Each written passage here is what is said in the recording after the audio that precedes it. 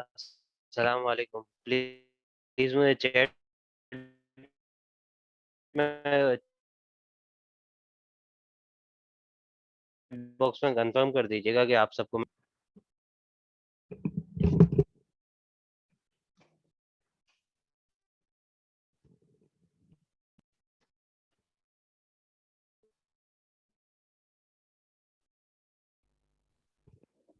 मुझे chat box में confirm कर दीजिएगा कि आप सबको मेरी आवाज़ आ रही है।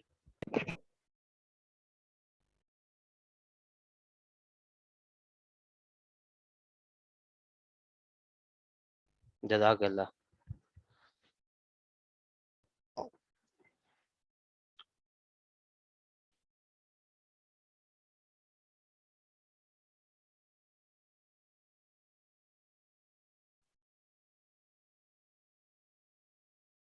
अच्छा, तो अभी हम क्लास शुरू करते हैं। सबसे पहले तो हम पिछली क्लास का देखते हैं कि पिछली क्लास में हमने क्या पढ़ा था। हमने पिछली क्लास में पढ़ा था format of taxable income and tax liability. जो एक फॉर्मेट है जिसमें इनकम फ्रॉम सैलरी आता है, फिर इनकम फ्रॉम प्रॉपर्टी आता है, फिर कैपिटल गेन आता है, फिर इनकम फ्रॉम बिजनेस आता है और फिर अदर सोर्स आती है। तो ये मेरी, अगर मैं पिछले क्लास का हैंड आउट भी ज़रा जो है ना वो आप लोग के साथ शेयर कर लूँ कि इनकम फ्रॉम सैलरी आ गई, प्रॉपर्टी आ गया, बिजनेस आ गया, फिर कैपिटल गेन आया, फिर अदर सोर्स आया, और फिर ये मेरी पांचों हेड्स की एग्रीगेट टोटल ये बन गया। फिर उसमें से हमने एग्जाम इनकम को ऐड किया तो मेरी टोटल इनकम बन गई। फिर मैं उसको एग्जाम इनकम को वापस लेस कराऊंगा तो मेरी इनकम सब्जेक्ट टू टैक्सेशन बन जाएगी। फिर उसके बाद कुछ डिडक्टिबल अलाउंसेस होते हैं, जैसे ज़कात हो गया, WWF हो गया, वो हम आगे इंशाल्लाह सब्जेक्ट में पढ़ेंगे, तो वो हम लेस करते हैं तो मेरी टोटल टैक्सेबल इनकम आ जाती है। उसके बाद मैंने बताया था कि कुछ सेपरेट ब्लॉक ऑफ इनकम है, जैसे कैपिटल गेन है, ये सेपरेट ब्लॉक ऑफ इनकम है। तो वो सेपरेट ब्लॉक ऑफ इनकम को मैं माइनस करता हूँ तो मेरी नेट टैक्सेबल इनकम आ जाती है, जो मेरे फर्स्ट शेड्यूल के अंदर रेट दिए हुए हैं उस रेट पे जो है ना वो जो इनकम लगती है वो ये इनकम है। ये इनकम है। इसके बाद हमने क्या देखा था कि डेफिनेशन ऑफ बिजनेस, बिजनेस की डेफिनेशन देखी थी। फिर उसके बाद हम सब सेक्शन 2 के अंदर जाके हमने इनकम फ्रॉम बिजनेस की डेफिनेशन देखी थी। फिर उसके बाद हमने डेफिनेशन ऑफ पर्सन देखा था और कंपनी क्या होती है। डेफिनेशन ऑफ पर्सन को मुझे बता सकते हैं कि पर्सन की डेफिनेशन क्या हमने पिछली क्लास में पढ़ी थी। पर्सन की डेफिनेशन में कौन कौन आता है?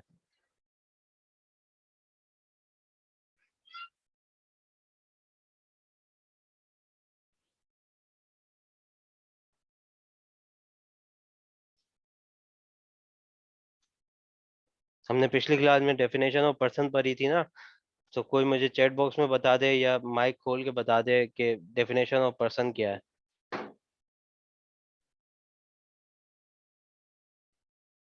बेहतरीन हो गया अली गौर। इंडिविजुअल एओपी कंपनी, और तीसरा भी तो बंदा एक पर्सन की डेफिनेशन में आता था।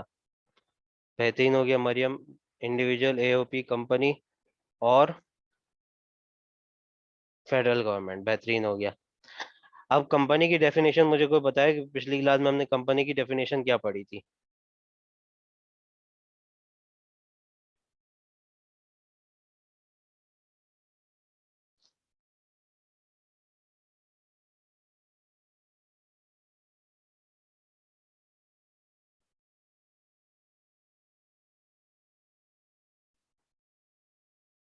आप लोग अपने आप को अनम्यूट भी कर सकते हैं, अगर कोई माइक पे कहना चाहे, बताना चाहे तो माइक पे भी बता सकता है।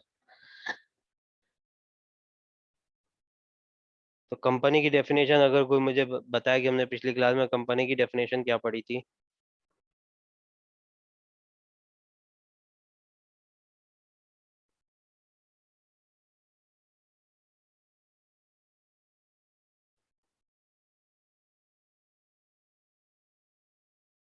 अली गौहर, फैजान, मरियम, बताएं, आप लोग थे ना लास्ट क्लास में।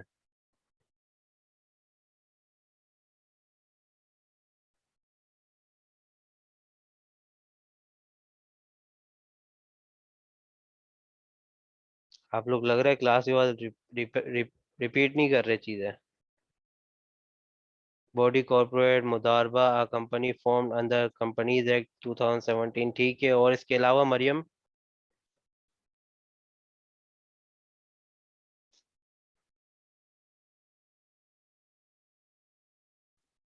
एनपीओ बेहतरीन हो गया। अली, एनपीओ की जगह अगर ये हम कहें ना कि ज्यादा बेहतर है कि कंपनीज रजिस्टर्ड अंडर सेक्शन 42, उसमें एनपीओ भी आ जाती हैं, ट्रस्ट भी आ जाते हैं।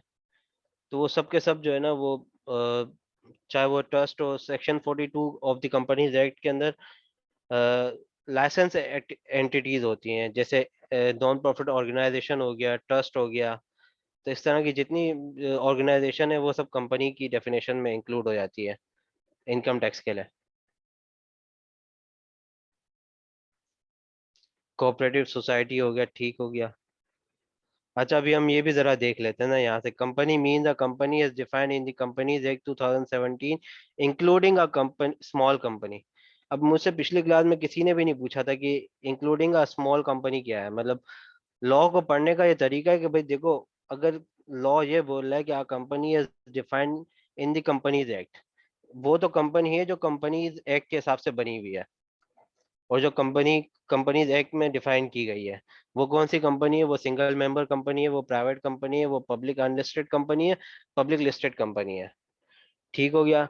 अब इसने एक इंक्लूजन डाल दी कि including a small company. Small company का कोई कॉन्सेप्ट कंपनीज एक्ट में नहीं है, ये इनकम टैक्स का कॉन्सेप्ट है। तो ये मुझसे पूछा ही नहीं किसी ने। तो मतलब उसका मतलब सबको समझ आ गया। तो अब मुझे कोई वॉलंटरी समझाए कि स्मॉल कंपनी का क्या मतलब है यहाँ पे।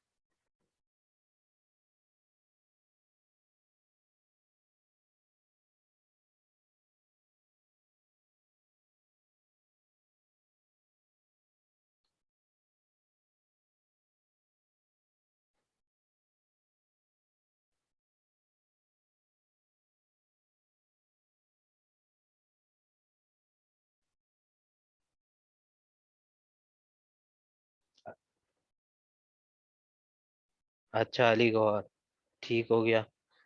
बाकी कोई मुझे वॉलंटरी बताया कि स्मॉल कंपनी का क्या मतलब है? मरियम, खुजैमा, अब्दुलरहमान, फैजान शरीफ। नहीं, अब्दुलरहमान प्राइवेट कंपनी तो वैसे भी उसकी कंपनीज एक्ट में आ गई ना। वो सारी कंपनी जो कंपनीज एक्ट में तो आ गई हैं, वो सब के सब कंपनी की डेफिनेशन में, including a small company, small scale company. करीब करीब हो, पर इस तरीके से नहीं होता ना। देखो, लॉ को पढ़ने का ये तरीका है ना कि अगर यहाँ पे कोई इंक्लूजन डाली हुई है तो उसका मतलब सेक्शन 2 के अंदर जो डेफिनेशन का सेक्शन है उसको कहीं ना कहीं डिफाइन किया होगा लॉ ने, अगर कोई इंक्लूजन डाल दिए। तो अब हम वहां जाके देख लेते हैं कि section 2 of income tax ordinance वो क्या बोल रहा है स्मॉल कंपनी का मुझे। अब ये लास्ट क्लास में किसी ने मुझसे पूछा ही नहीं था, तो मुझे लगा सबको समझ आ गया है।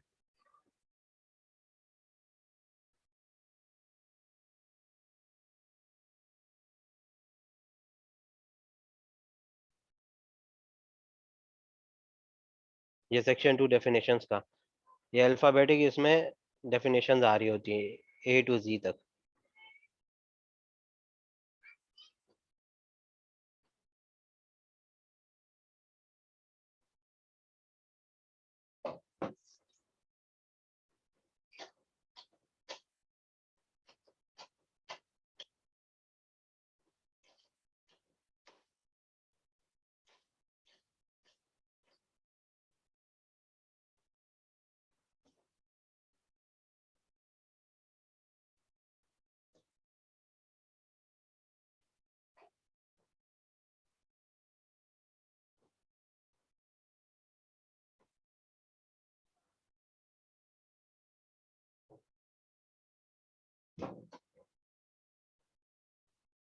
ये रही यहाँ पे लिखा हुआ है, section 259 sub section 59A B।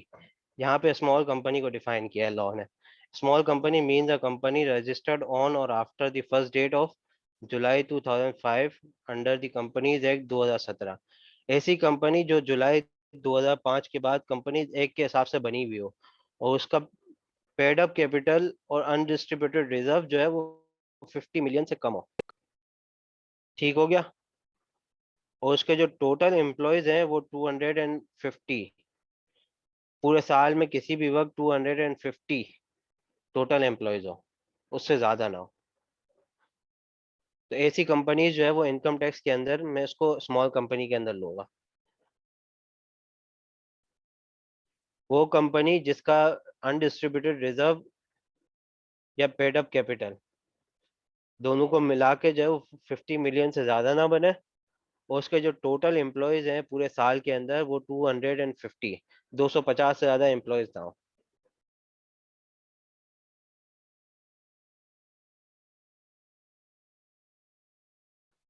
ऐसी कंपनी को मैं स्मॉल कंपनी कहूंगा इनकम टैक्स पर्पस के लिए। अब ये स्मॉल कंपनी को क्यों अलग से हमने डिफाइन किया है, इनकम टैक्स ने क्यों अलग से डिफाइन किया है? क्योंकि इनकम टैक्स जो है वो स्मॉल कंपनी के लिए अलग रेट यूज करता है। इनकम टैक्स बोलता है कि ये स्मॉल कंपनी है, इसके लिए मैं कम रेट जो है ना वो चार्ज करूंगा टैक्स का, as compare to other large companies. ठीक हो गया?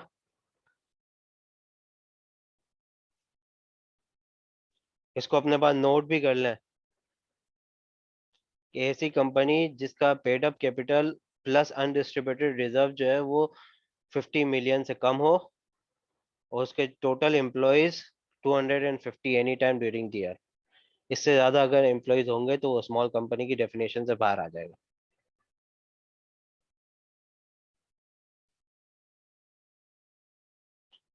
सब नोट कर लें तो फिर मुझे बता दे तो हम आगे बढ़े।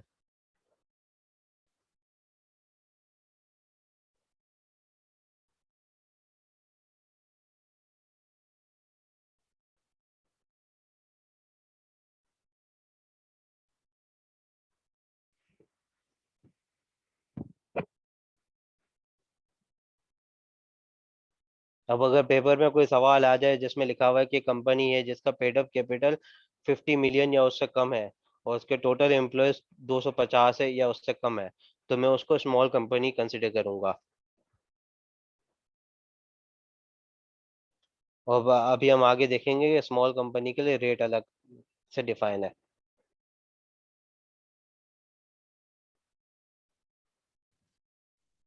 सर ये low rate sir ITO use करता है as compare to large company. Sorry? Sir जो स्मॉल कंपनी है, इनकम टैक्स ऑर्डिनेंस 2001 जो है सर, ये स्मॉल कंपनी के लिए दो इनकम टैक्स रेट्स यूज करता है as compare to large company. जी जी, जो नॉर्मल टैक्स रेट है 29%, वो स्मॉल कंपनी पे एप्लीकेबल नहीं है। स्मॉल कंपनी के लिए अलग से रेट डिफाइन है, वो लो रेट यूज होता है। वो अभी हम आगे देखेंगे। और सर ये जो x I x of 2017 sir लिखा हुआ है ये ऊपर, सर ये क्या चीज है? ये इसका मतलब ये है कि बाद में एडिशन हुई है, ये जो रेट में लिखा होता है ना, इसको नीचे जी सर। डिफाइन किया हुआ होता है यहाँ पे। दी ओहो। एक्सप्रेशन कंपनीज एक्ट 1984 जो है वो सब्स्टिट्यूट हो गया फाइनेंस एक्ट 2021 में। फाइनेंस एक्ट 2021 में जो है ना कंपनीज एक्ट 2017 अप्रूव हुआ था। जी सर। तो ये लिखा हुआ है, मतलब अगर यहाँ पे कोई इस तरह के ओपन ब्रैकेट हो ना, तो इसकी डेफिनेशन नीचे दी हुई होती है हमेशा, ऑर्डिनेंस या लॉ के अंदर। जी सर।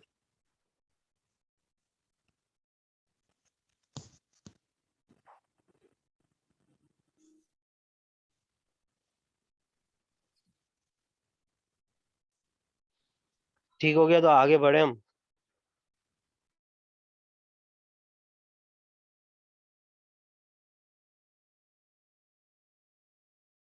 सब मुझे चैट में कंफर्म कर दें तो फिर आगे बढ़ते हैं।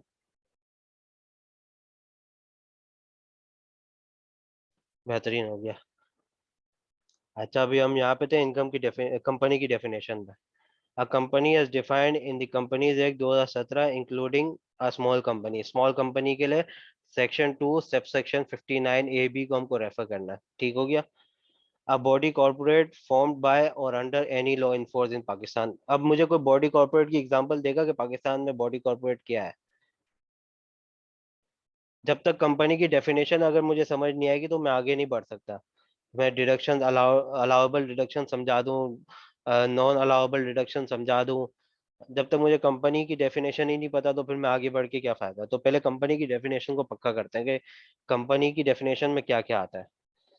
तो अब पहले हमने कंपनी देखा है defined in the companies act 2017 including a small company.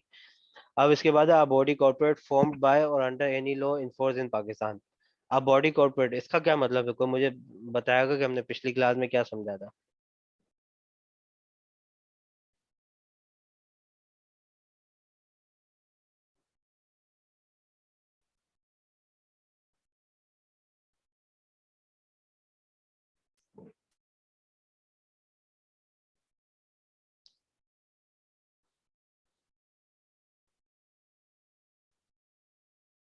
Entity which is a legal existence.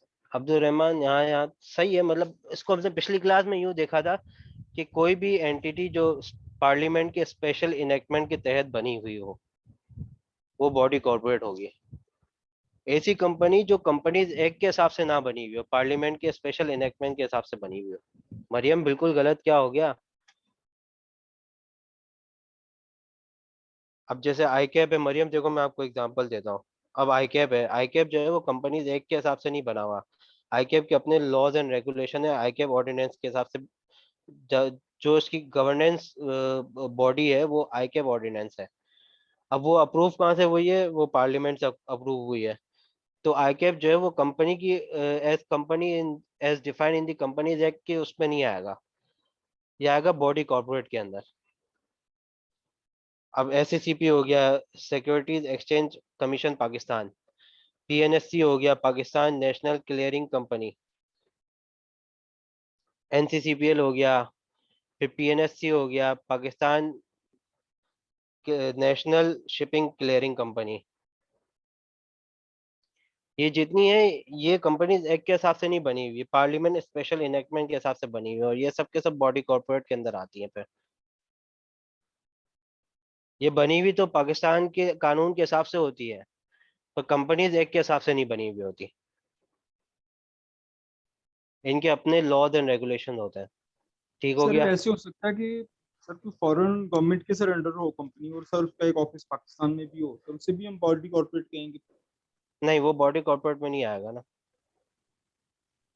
हम्म, वो देखो ना नीचे सबसेक्शन 4 देखो, a body incorporated under the law of a country outside Pakistan relating to incorporation of companies, वो इस definition के अंदर आ जाएगा, वो बॉडी कॉर्पोरेट के नहीं आएगा। ठीक हो गया। बॉडी कॉर्पोरेट की डेफिनेशन के अंदर सिर्फ वो आएंगे जो जो उन कानून के हिसाब से बने हुए हो जो पाकिस्तान के कानून हो, पर कंपनीज एक्ट के कानून के हिसाब से ना बनेगी वो।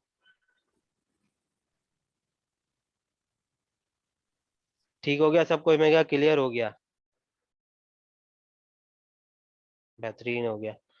अब मुदारबा, ये इस्लामिक फाइनेंस कंपनी जो है, इस्लामिक लीजिंग कंपनी या फाइनेंसिंग, इस्लामिक फाइनेंस जो करती है। A body incorporated under the law of a country outside Pakistan relating to incorporation of company। ऐसी कंपनी जो किसी बाहर के कानून के हिसाब से बनी हुई हो और उसकी ब्रांच यहाँ पे पाकिस्तान में हो, तो वो भी कंपनी कंपनी की डेफिनेशन में आएगी।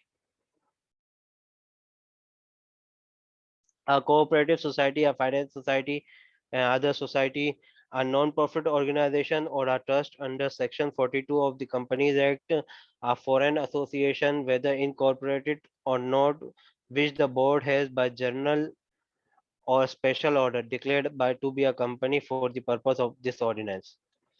a foreign association, अगर कोई foreign association है जो पाकिस्तान में या पाकिस्तान के बाहर बनी हो और एफबीआर उसको कंपनी समझता है, तो वो कंपनी की डेफिनेशन के अंदर आ गई। अब एफबीआर ने जनरल ऑर्डर या स्पेशल ऑर्डर के हिसाब से उसको डिक्लेयर किया हो कंपनी, वो कंपनी की डेफिनेशन में आ जाएगी। ठीक हो गई? अब प्रोविंशियल गवर्नमेंट, सिंध गवर्नमेंट भी जो है ना वो कंपनी की डेफिनेशन में आती है। पंजाब गवर्नमेंट भी कंपनी की डेफिनेशन में आती है। लोकल गवर्नमेंट, अगर कोई कराची की गवर्नमेंट होती, जो फिलहाल तो है नहीं, जिसका इमरान खान बोलता है कि कराची की लोकल गवर्नमेंट होनी चाहिए, जो उसको एडमिनिस्ट्रेटिव चीजें करे उनकी। तो लोकल गवर्नमेंट का मतलब ये है कि कराची की अगर कोई लोकल गवर्नमेंट होती तो वो भी कंपनी की डेफिनेशन में आ जाती। सर म्यूनिसिपल कमेटीज जो होती हैं ये भी कंपनी की डेफिनेशन में फॉलो करती हैं फिर? जी जी, कंपनी की डेफिनेशन में। ठीक हो गया। ये हमने लास्ट क्लास का सब कंपनी की डेफिनेशन देखी। फिर नॉर्मल टैक्स रिजीम और फाइनल टैक्स रिजीम। हाँ, पर कोऑपरेटिव सोसाइटी को स्पेशली जो है ना अलग से इन्होंने यहाँ पे अलग से जो है ना डिफाइन कर दिया है। कोऑपरेटिव सोसाइटी भी फाइनेंस सोसाइटी हो गई, उसका अपना एक्ट होता है, बिल्कुल होता है। पर वो बॉडी कॉर्पोरेट के लिए अंदर नहीं आती, वो कंपनी एक्ट बोलता है कि वो अलग से जो है ना उसको कंपनी की डेफिनेशन में डाल दिया है कंपनी एक्ट के अंदर। ठीक हो गया खुजैमा?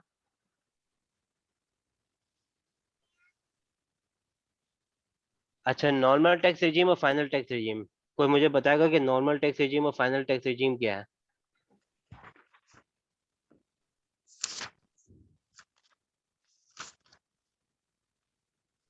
Ali Gohar, Madiha, Khuzaima, Maryam, normal tax regime और फाइनल टैक्स रिजीम क्या है?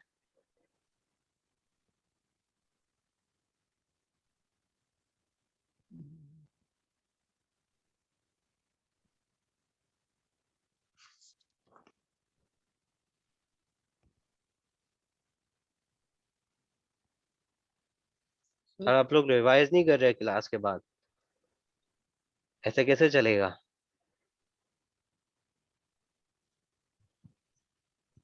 NTR, deductible allowance minus. ठीक हो गया मदिया।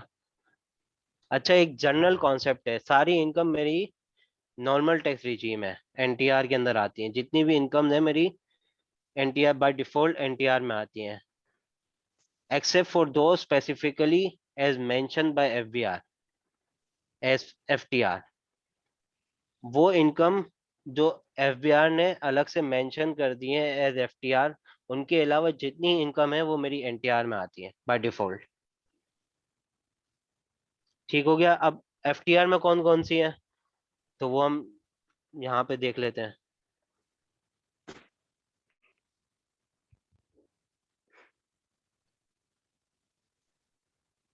Part two of income tax ordinance, chapter two. ये मुझे बताता है कि चार्ज टू टैक्स, टैक्स किस तरह चार्जेबल होगा। अब इसके अंदर ये जो टैक्स ऑन डिविडेंड हो गया, अनडिस्ट्रीब्यूटेड प्रॉफिट हो गया, tax on return on investment in सुकूक हो गए, tax on shipping and air transport transport income of a non resident person हो गया, tax on shipping of a resident person, tax on profit on debt, फिर ये tax on builders, tax on developers. ये जितनी आ रही है ना section 5 से लेकर सेक्शन 7D तक, ये जितनी भी हैं ये सारी मेरी एफटीआर है, फाइनल टैक्स रिजीम है। इसके अलावा जितनी भी नॉर्मल टैक्स रिजीम है, जितनी भी इनकम है, इसको अलग से लिख भी लें कि डिविडेंड पे जो टैक्स कटता है 15%, प्रॉफिट ऑन डेट पे जो है वो इंटरेस्ट इनकम पे जो है ना वो कुछ 10-12% है। इसी तरह कोई certain payment to non resident, अगर मैं कोई रॉयल्टी दे रहा हूँ तो रॉयल्टी पे जो है वो 14% टैक्स है, रॉयल्टी इनकम। तो इस तरह के अगर मेरी कोई रॉयल्टी इनकम है या मैं किसी को पे कर रहा हूँ, ये मेरी इनकम है, तो एफटीआर के अंदर आएगी और वो फाइनल टैक्स रिजीम की।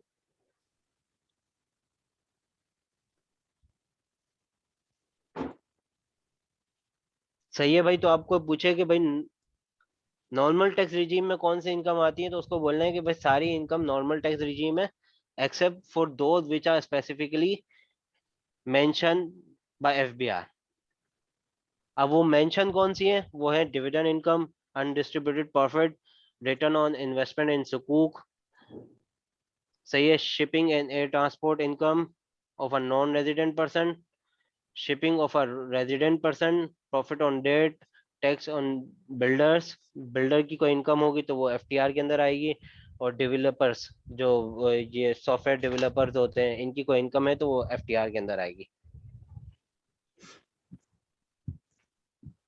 सर जो इंटरेस्ट ऑन डेट की एक टर्मिनोलॉजी हम यूज करते हैं सर, इंटरेस्ट को ही हम टैक्स पर्पस के लिए प्रॉफिट ऑन डेट कहते हैं। जी जी, profit on debt, interest income को हम हमेशा प्रॉफिट ऑन डेट कहते हैं टैक्स पर्पस के।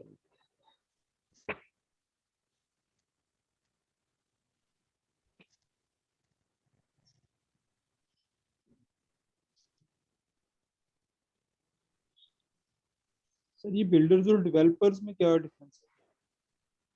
बिल्डर्स बिल्डिंग बनाने वाले, डेवलपर्स में जो है ना वो सॉफ्टवेयर डेवलपर्स भी आ जाते हैं।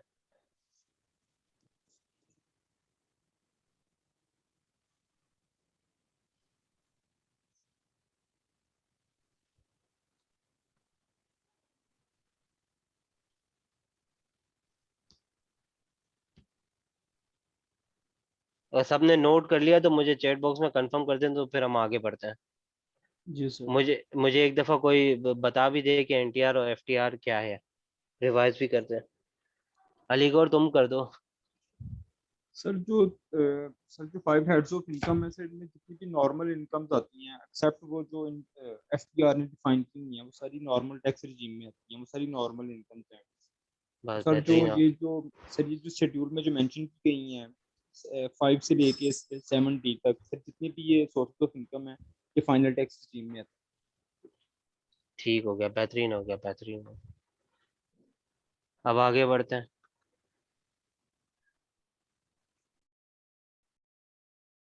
अच्छा, अलाउबल डिडक्शन हमने पढ़ी थी। सारी डिडक्शंस अलाउबल है जो Holi and exclusively for the purpose of business की गई हो। ठीक हो गया। अब उसकी कुछ एक्सेप्शंस थी, हमने कुछ एक्सेप्शंस पढ़ी थी। अब उसकी एक्सेप्शंस क्या थी कि अगर कोई ऐसी डिडक्शन है जो जिसकी ट्रीटमेंट हमें सेक्शन 22, 23, 24, 25 बताता है, तो उसकी treatment according to their sections होंगी। वो हम आगे देखेंगे। सेक्शन 22 मुझे बताता है डेप्रिसिएशन, सेक्शन 23 मुझे बताता है इनिशियल अलाउंस, सेक्शन 25 मुझे बताता है प्री कमेंसमेंट एक्सपेंडिचर। ठीक हो गया। तो इस तरीके से हम जब आगे बढ़ेंगे तो उन चीज़ों को हम देख रहे होंगे।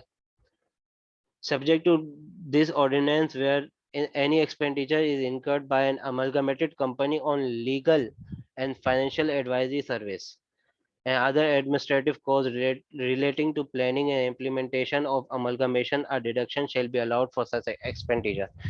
अगर कोई अमलगामेशन का खर्चा हो रहा है, कोई लीगल एक्सपेंस हो रहा है इन द प्रोसेस ऑफ अमलगामेशन, या कोई फाइनेंशियल एडवाइजरी सर्विस का एक्सपेंस हो रहा है, तो वो भी अलाउेबल डिडक्शन होंगी for the purpose of income tax. ठीक हो गया। अच्छा, ये तो हमने कर लिया लास्ट क्लास का रिवीजन। अब मेरे ख्याल से हम 10 मिनट का कोई नमाज वक्फा ले लेते हैं। नमाज वक्फे के बाद फिर हम आज की क्लास शुरू करते हैं। ठीक हो गया।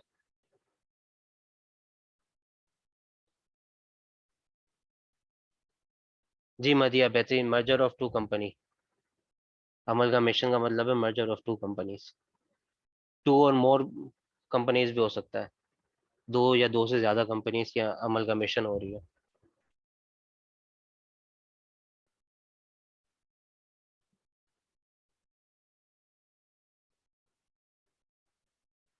हम नमाज वक्फा ले लेते हैं, हम क्लास शुरू करते हैं 6:30 बजे तक। ठीक हो गया। Thank you.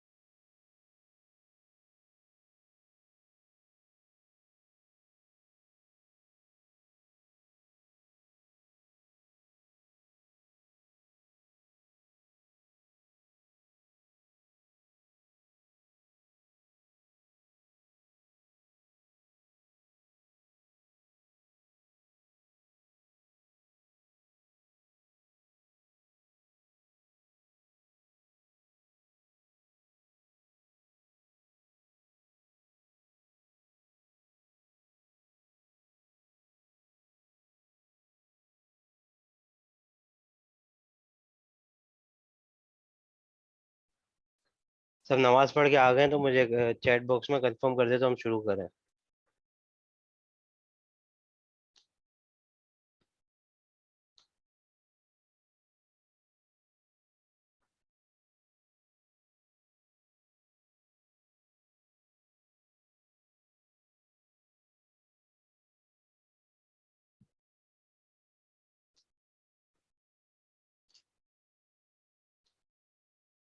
सब प्लीज चैट बॉक्स में कंफर्म कर दें कि नमाज पढ़ के आ गए हैं तो शुरू करें।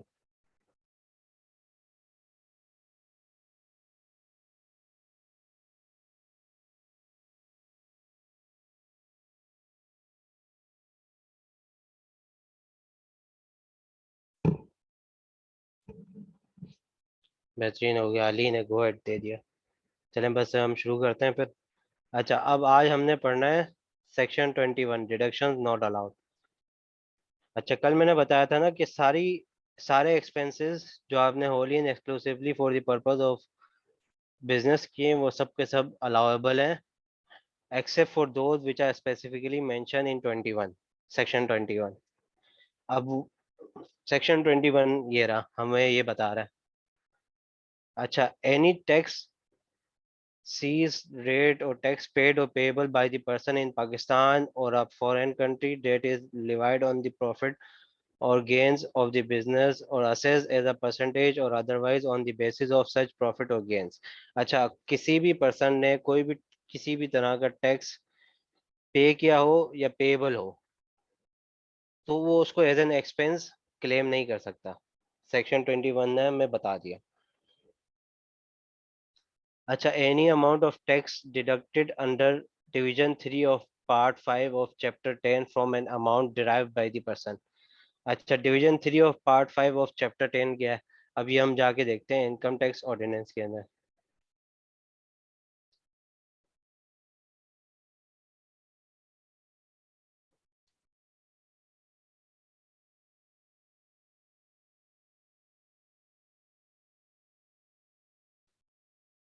ये चैप्टर 10 आ गया, इसका पार्ट 5। पार्ट 5 ये रहा, उसका डिवीजन 3। उसका डिवीजन 3 है with deduction at deduction of tax at source, मतलब विथ होल्डिंग टैक्स जो होता है। अगर किसी भी इनकम पे मेरा कोई विथ होल्डिंग टैक्स डिडक्ट हुआ है, ये मैं इसलिए आपको बार बार जाके इनकम टैक्स ऑर्डिनेंस से दिखा रहा होता हूँ कि आप लोगों को भी इनकम टैक्स ऑर्डिनेंस पढ़ने का तरीका है, और ये बहुत ज़रूरी है। मतलब अभी चलो कैफ लेवल पे तो नहीं, फर्म में आपको ये बहुत ज़रूरत पड़ेगी इसकी, इनकम टैक्स ऑर्डिनेंस की। बाकी आपको फाइनल पे बहुत ज़रूरत पड़ेगी। तो इनकम टैक्स ऑर्डिनेंस पढ़ने का भी एक तरीका है ना, तो वो पढ़ने का तरीका भी हमें आना चाहिए कि हमें कौन सी चीज़ कहाँ मिलेगी, कहाँ जाके ढूंढनी है। इतना बड़ा ऑर्डिनेंस है, तो इस तरीके से हम ढूंढते हैं चीज़ें। अच्छा, any amount of tax deducted under division 3 of part 5 of chapter 10 from an amount derive bye the person. अच्छा, अगर कोई भी मेरी इनकम हो, फॉर एग्जांपल मैं एक ऑडिट फर्म चला रहा हूँ, अगर मेरी कोई इनकम है तो मैं जिसको सर्विसेज दे रहा हूँ ना, तो वो जब वो मुझे पेमेंट करेगा तो वो 20% ऑफ दी मेरी इनकम जो है ना, उसका जो 20% है वो विथ होल्ड करेगा और गवर्नमेंट को पे करेगा। क्योंकि जो एक्सपेंस कर रहा होता है ना सामने वाली पार्टी, जो पे पे पार्टी होती है, जो पे कर रही होती है, तो वो उसको इनकम टैक्स ऑर्डिनेंस बोलता है कि आप जो है ना वो अपनी एक्सपेंस पे विथ टैक्स विथ होल्ड करोगे और हमें पे करोगे ऑन बिहाफ ऑफ रिसीवर। मेरे ब्याह पे वो टैक्स डिडक्ट करता है और गवर्नमेंट को पे करता है। तो अगर कोई मेरी इनकम पे विथ होल्डिंग टैक्स हुआ है तो मैं उसको भी एज एन एक्सपेंस क्लेम नहीं कर सकता। Any expenditure from the person which is required to deduct or collect tax under part 5 under part 5 of chapter 10 or chapter 7, sorry, chapter 12, unless the person has paid or deducted the and paid the tax as required by the division 4 of part 5 of chapter 10। अच्छा, अगर कोई मैंने expense किया है तो मैंने अभी आपको बताया ना कि अगर मैं कोई एक्सपेंस करता हूँ तो मेरे ऊपर ये वाजिब है, बिल्कुल फर्ज है, वाजिब है कि मैंने जो पेमेंट करनी है वो नेट ऑफ टैक्स करनी है। नेट ऑफ टैक्स क्या मतलब कि एक विथहोल्डिंग रेट दिया हुआ है कि आपको इतने परसेंट जो है वो सामने वाली इनकम का, या आप जितने जितने की उससे सर्विस ले रहे हो उसका सर्टेन परसेंटेज ऑफ टैक्स आपको विथहोल्ड करना है ऑन बिहाफ ऑफ देम, और आपको गवर्नमेंट को पे करना है। तो अगर आपने टैक्स विथहोल्ड नहीं किया और कोई ऐसा एक्सपेंस कर दिया जिस पर आपने टैक्स विथहोल्ड नहीं किया, तो इस तरीके का एक्सपेंस भी आपका अलाउेबल नहीं होगा। फॉर एग्जाम्पल, मैंने एक सर्विस ली है किसी किसी से भी कोई सर्विस ली है 100 रुपए की। अब उस पे मुझे विथहोल्डिंग टैक्स डिडक्ट करना था 10%, 10 रुपए का। अगर वो मैंने 90 रुपए पे किए और 10 रुपए जो है ना वो गवर्नमेंट को पे किए हैं तो ठीक है। अगर मैंने 100 रुपये उसी को पे कर दिया और गवर्नमेंट के लिए कुछ भी विथहोल्ड नहीं किया और गवर्नमेंट कुछ भी पे नहीं किया, तो इस ऐसा एक्सपेंस मेरा अलाउेबल एक्सपेंस एक्सपेंस नहीं होगा। ठीक हो गया। अच्छा, any amount of commission paid or payable in respect of supply of product listed in the third schedule. अच्छा, अब ये थर्ड शेड्यूल क्या है? Third schedule of income tax और एक्ट 1990। अच्छा, ये जब सेल टैक्स पढ़ा रहे होंगे सर अकबर, तो आप लोग को डिटेल में भी समझाएंगे। अभी मैं आपको थोड़ा सा इसका वो दे देता हूँ कि होता क्या है ये। थर्ड शेड्यूल आइटम्स वो आइटम्स होते हैं जो ऐसे गुड्स जो पैकिंग मटेरियल में पैकिंग के साथ सेल हो रहे हो, जैसे साबुन है। अब साबुन जो है ना आपको पैकिंग में मिलता है। साबुन हो गया, इसके अलावा शैम्पू हो गया, इस तरीके के जितने भी है ना आइटम्स जो आपको पैकिंग के साथ मिलते हैं वो थर्ड शेड्यूल आइटम है। अब थर्ड शेड्यूल आइटम बोलते हैं कि ऐसे जितने भी आइटम्स है ना उन पे जो सेल टैक्स लगेगा वो रिटेल प्राइस पे लगेगा। अब थर्ड शेड्यूल आइटम की एक रिक्वायरमेंट भी है कि अगर कोई थर्ड शेड्यूल आइटम है, कोई पैकिंग में फिनिश गुड बिक रहा है, तो आपको उसकी पैकिंग के पीछे इसका रिटेल प्राइस लिखनी है। इसकी रिटेल प्राइस जो भी होगी उस रिटेल प्राइस के आपके ऊपर कैलकुलेशन बनानी है कि ये रिटेल प्राइस है, उस रिटेल प्राइस पे इतना सेल टैक्स लग रहा है, 17%, सपोज 17%, तो इतना आपका जो है ना सेल टैक्स बनना है। तो ये थर्ड शेड्यूल की रिक्वायरमेंट है कि ऐसे कोई भी आइटम जो थर्ड शेड्यूल के अंदर आते हैं, थर्ड शेड्यूल के अंदर ऐसे कौन से आइटम आते हैं जो फिनिश गुड हो और पैकिंग के साथ बिक रहे हो, जैसे साबुन हो गया, सर्फ हो गया, शैम्पू हो गए। इन पे आप कभी देखेंगे ना तो पीछे आपको रिटेल प्राइस भी दिखेगी और उन पे जो सेल टैक्स लग रहा होता है वो उनकी रिटेल प्राइस पे लग रहा होता है। तो अगर कोई ऐसा ऐसा कमीशन पे किया हो या पेएबल हो जो थर्ड शेड्यूल आइटम के अंदर आता हो, where the amount of commission paid or payable exceed to 0.2% of the gross amount of supplies thereof, unless the person to whom commission is paid or payable, as the case may be, is appearing in the active taxpayer list। अच्छा, active tax payer list क्या होती है? जो अपना return time से भरते हो, हर साल का रिटर्न भरते हो, तो वो एक्टिव टैक्स पेयर की लिस्ट के अंदर आ रहे होते हैं। जो रिटर्न नहीं भरते वो एक्टिव टैक्स पेयर लिस्ट के अंदर नहीं आ रहे होते। तो ऐसे आइटम जो थर्ड शेड्यूल आइटम के अंदर हो और उन पे आपने कमीशन पे किया हो 0.2% से ज्यादा, और वो एक्टिव टैक्स पेयर की लिस्ट में ना हो, तो ऐसा कमीशन एक्सपेंस आप एज एन एक्सपेंस क्लेम नहीं कर सकते। ठीक हो गया? समझ आ गया? ये वाला पॉइंट समझ आया पूरा? ये थोड़ा मुश्किल पॉइंट है।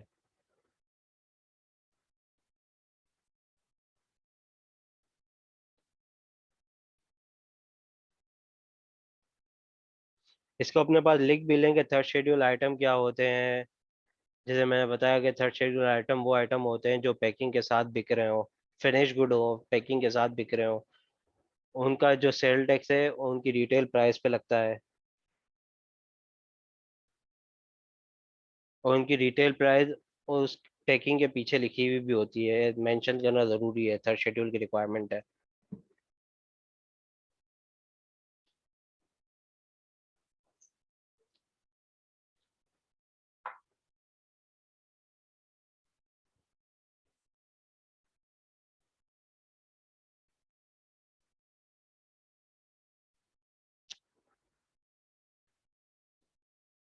ये सबको समझ आ गया तो मुझे चैट बॉक्स में कंफर्म कर दें तो मैं आगे बढ़ूँ।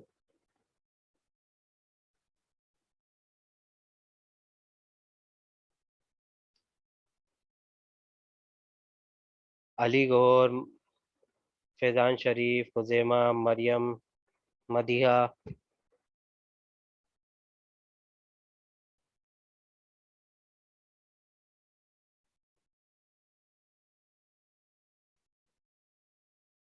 क्या मतलब? अली गौर समझा नहीं मैं। माइक पे आके पूछ लो।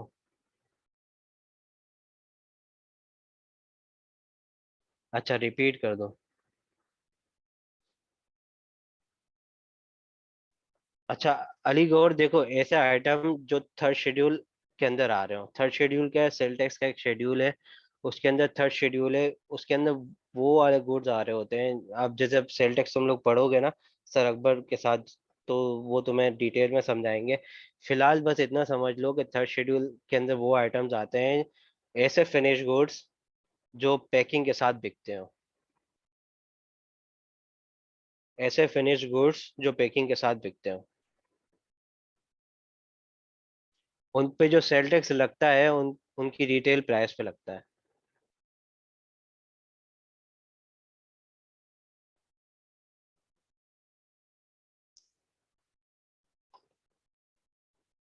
अगर मैंने ऐसे गुड्स बेचने के लिए कोई कमीशन पे किया है या पेएबल है, और वो 0.2% से ज्यादा है,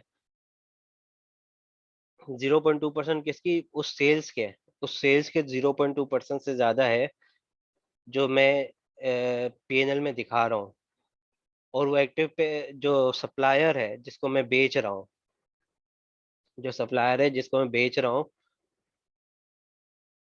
वो एक्टिव पे टैक्स पेयर की लिस्ट में नहीं है, तो ऐसा एक्सपेंस, ऐसा कमीशन एक्सपेंस वो आपका अलाउेबल डिडक्शन नहीं है।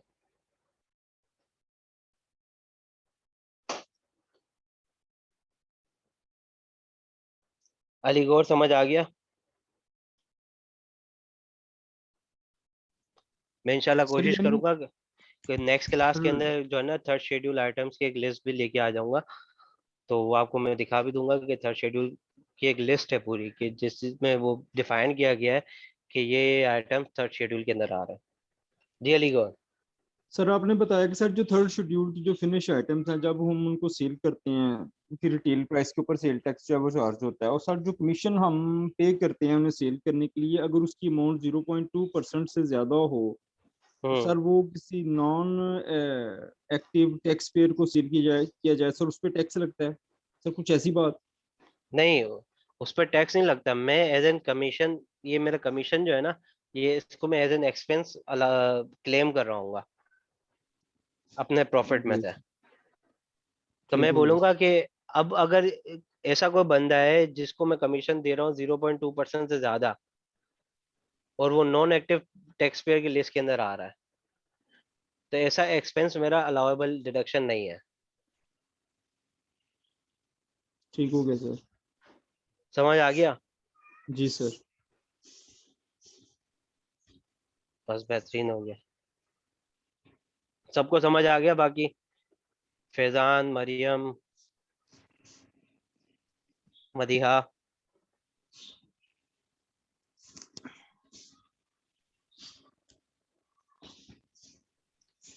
अच्छा मदिया देखो, कि अगर कोई मैं साबुन सेल कर रहा हूँ, सपोज करो लक्स साबुन है, अगर मैं कोई साबुन सेल कर रहा हूँ और साबुन मेरा थर्ड शेड्यूल के अंदर आता है, ठीक हो गया। अब अगर मैं उस पर कोई साबुन सेल करने के लिए कोई कमीशन दे रहा हूँ जो 0.2% से ज्यादा है, सही है किसका, सपोज करो मैं 100 रुपए का साबुन दिया, सेल किया है, अब उसका 0.2% अगर निकाल, उस पर कमीशन में दे रहा हूँ 0.3%, और जिसको मैं कमीशन दे रहा हूँ वो नॉन एक्टिव टैक्स पेयर की लिस्ट के अंदर आ रहा है, तो ऐसा कमीशन एक्सपेंस, ऐसा कमीशन एक्सपेंस मेरा अलाउेबल डिडक्शन नहीं है। मैं इसको क्लेम नहीं कर सकता एज अलाउेबल डिडक्शन।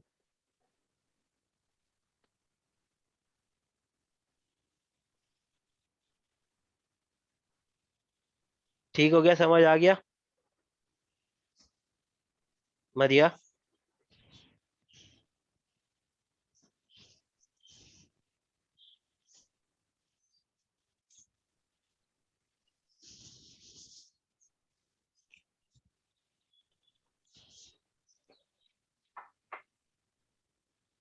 बस बेहतरीन हो गया। अच्छा, any entertainment expenditure in excess of such limit or in violation of such condition as may be prescribed।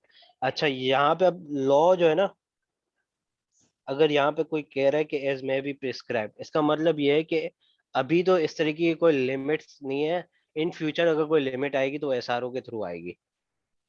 SRO क्या है कि भाई मतलब कोई एक्सप्लेनेशन देनी होती है कमीशन को या फेडरल बोर्ड ऑफ रेवेन्यू को, तो वो एसआरओ के थ्रू एक्सप्लेनेशन देता है। तो अभी तो कोई भी फिलहाल कोई भी ऐसा एसआरओ नहीं है। तो मतलब अगर मैं जितना भी इंटरटेनमेंट एक्सपेंस करता हूँ, और वो सिर्फ और सिर्फ बिजनेस के लिए होता है। एंटरटेनमेंट एक्सपेंस के लिए क्या आ गया, रिफ्रेशमेंट एक्सपेंस आ गया मेरा ऑफिस का, कि मैं ऑफिस में जितना भी रिफ्रेशमेंट एक्सपेंस कर रहा हूँ तो वो सारा का सारा मेरा एज एन अलाउएबल डिडक्शन है।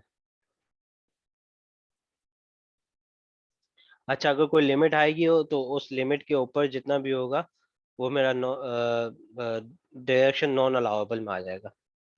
Any contribution made by the person to a fund that is not recognized provident fund, approved pension fund, approved superannuation fund और approved gratuity। अब ये मुझे कोई बताएगा कि recognize fund, recognize provident fund, approve pension fund, approve superannuation fund और approve gratuity fund से क्या मतलब है? ये रिकग्नाइज, अप्रूव्ड, इसका क्या मतलब है? ये इनकम फ्रॉम सैलरी में पढ़ा होगा ना, रिकग्नाइज, अप्रूव्ड, अप्रूव्ड, यहाँ पे भी अप्रूव्ड आ रहा है, इसका क्या मतलब है?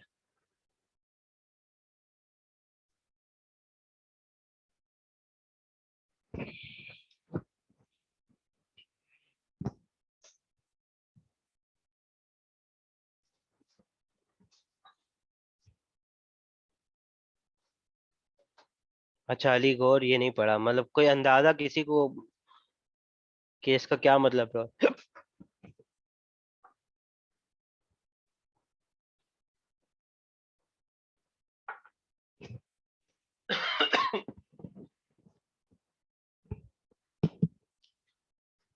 मतलब क्या है सेम, तो चलो फिर बाद में देखेंगे, मतलब क्या है अली गौर इसका?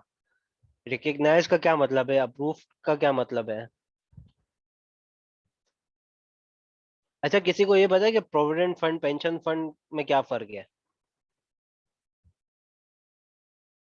प्रोविडेंट फंड और पेंशन फंड क्या होता है?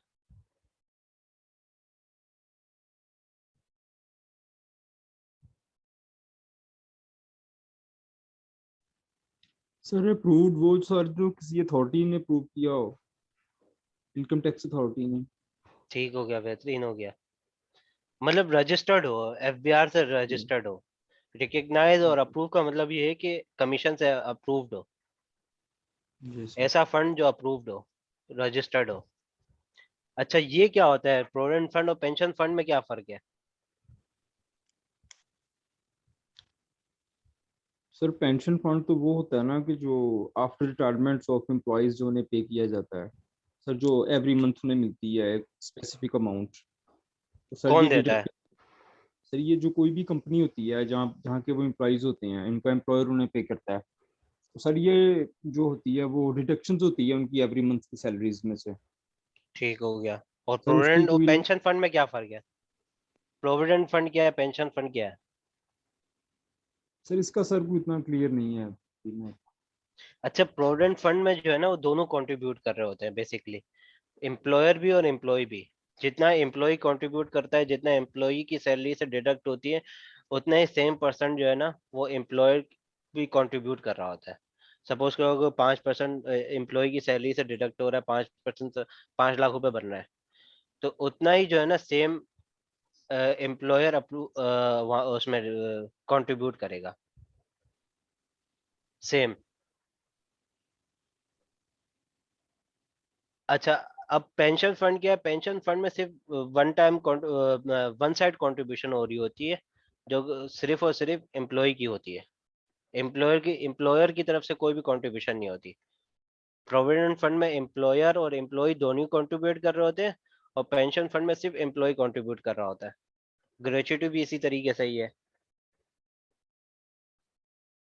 अच्छा, अगर कोई ऐसी कंट्रीब्यूशन जो कि रिकग्नाइज ना हो, जो कि अप्रूव ना हो,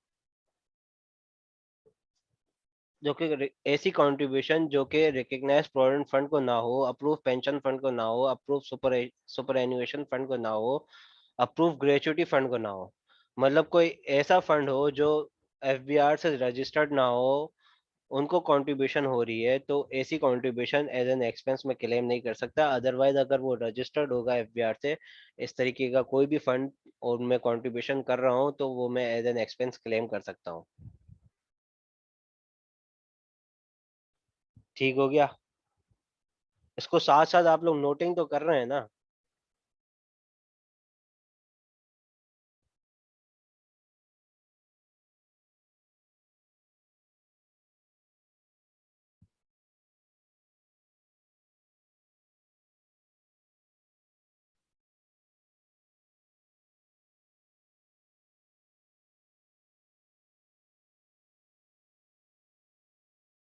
बेहतरीन हो गया। मदिया समझ आ रहा है नहीं आ रहा? मरियम, खुजैमा, सबको समझ तो आ रहा है?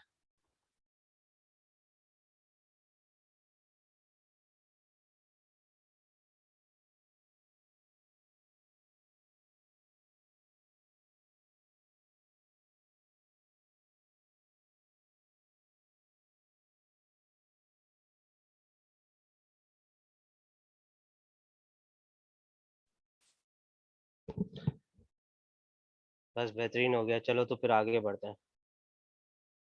अच्छा, any contribution made by the person to any provident fund, ये सबसेक्शन एफ, सेक्शन 21 का सबसेक्शन एफ। एनी कंट्रीब्यूशन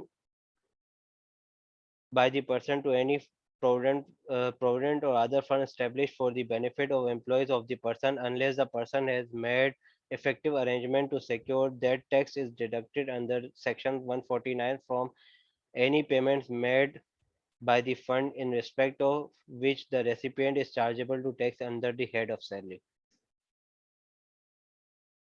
अच्छा, अब सेक्शन 149 क्या है? यहाँ पे सेक्शन 149 का जिक्र आया है, तो अभी हम जाके देखते हैं सेक्शन 149 क्या है। सेक्शन 149 है सैलरी। अच्छा, अब ये एम्प्लॉयर की जिम्मेदारी है, एम्प्लॉयर की रिस्पॉन्सिबिलिटी है कि अगर वो किसी को सैलरी दे रहा है, तो उस सैलरी पे जो टैक्स है वो विथहोल्ड करेगा, एम्प्लॉय का टैक्स विथहोल्ड करेगा, और वो एम्प्लॉय की बिहाफ पे गवर्नमेंट को पे करेगा। यह एम्प्लॉयर की जिम्मेदारी है, रिस्पॉन्सिबिलिटी है कि वो एम्प्लॉय की सैलरी पे जो टैक्स बन रहा है, जितना भी बन रहा है, वो जो टैक्स स्लैब है इनकम फ्रॉम सैलरी के हेड के अंदर, तो वो टैक्स विथहोल्ड करेगा, अपने पास रखेगा और गवर्नमेंट को जाके पे करेगा। किसके ब्याह पे? एम्प्लॉय की ब्याह पे। अच्छा, अब ये क्या बोल रहा है कि अगर कोई इस तरीके का कंट्रीब्यूशन है किसी भी फंड में, सही है, और कोई ऐसी अरेंजमेंट ही नहीं है कि वो जो टैक्स विथहोल्ड करना था मुझे सैलरी पे, वो विथहोल्ड नहीं हो रहा, तो ऐसा कोई भी कंट्रीब्यूशन मेरा डिडक्टिबल अलाउंस नहीं है। मैं उसको एज एन एक्सपेंस को, ऐसा कोई भी कंट्रीब्यूशन जो है वो उसको मैं एज एन एक्सपेंस क्लेम नहीं कर सकता। अब इसमें मेरे दो नुकसान है। एक तो ये कि जो मेरा सैलरी एक्सपेंस है वो भी मेरा नॉन अलाउेबल डिडक्शन में आ जाएगा, और जो मेरी कंट्रीब्यूशन बन रही है उस फंड को, जो भी मेरा फंड है, प्रोविडेंट फंड या जो भी फंड है, उस फंड को जो भी मेरी कंट्रीब्यूशन बन रही है वो भी मेरी नॉन क्लेमेबल हो जाएगी, मैं उसको क्लेम नहीं कर पाऊंगा। तो मेरे दो एक्सपेंसेस जो है ना वो नॉन क्लेमेबल हो जाएंगे, अगर मैंने कोई ऐसे इफेक्टिव अरेंजमेंट नहीं की हुई कि उस सैलरी पे जो मेरी जिम्मेदारी है कि उस सैलरी पे जो टैक्स डिडक्ट करना है वो मैं डिडक्ट कर रहा हूँ कि नहीं कर रहा।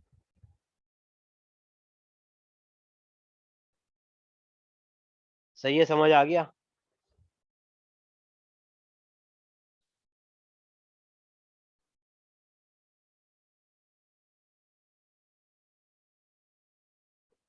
सबको समझ आ गया है यहाँ तक?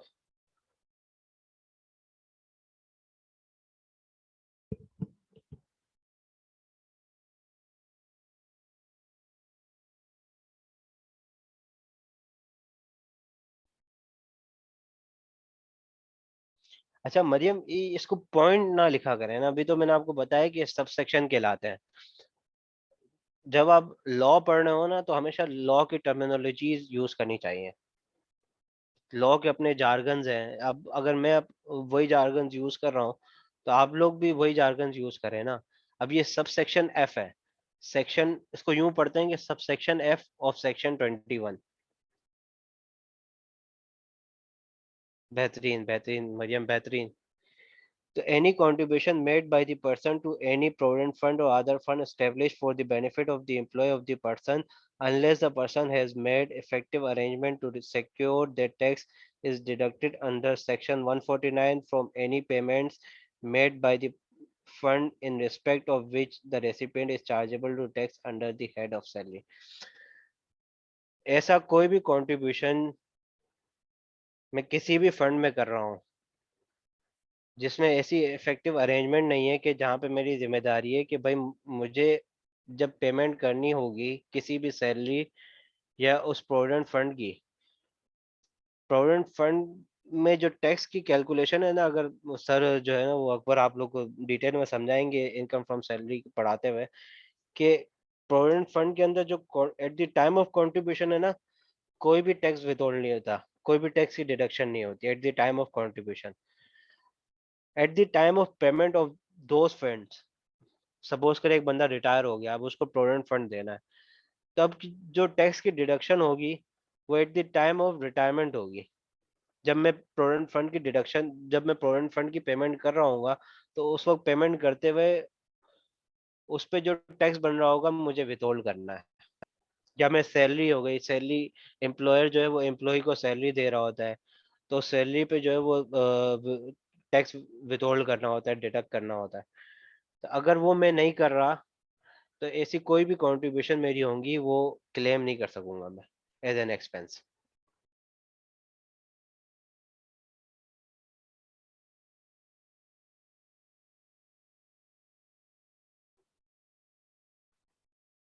समझ आ गया मरियम, सबको समझ आ गया?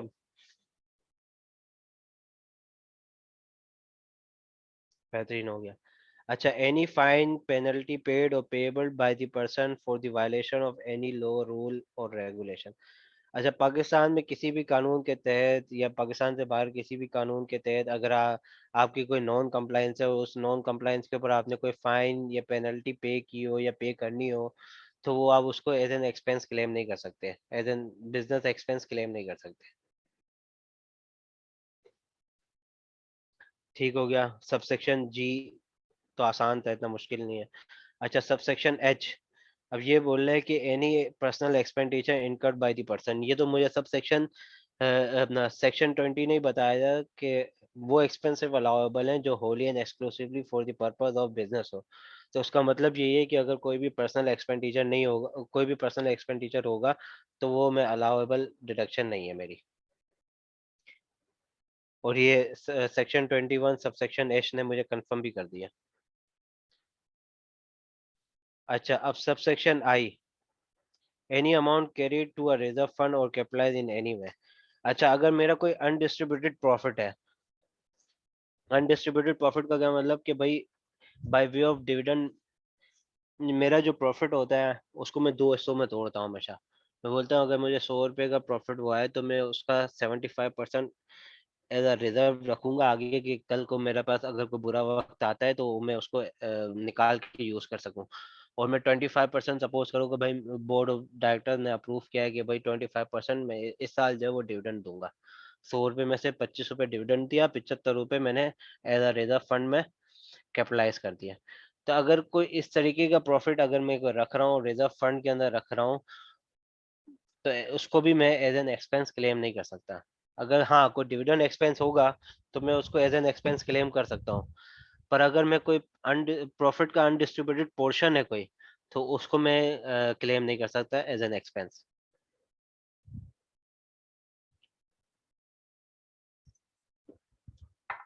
ठीक हो गया, ये भी समझ आ गया।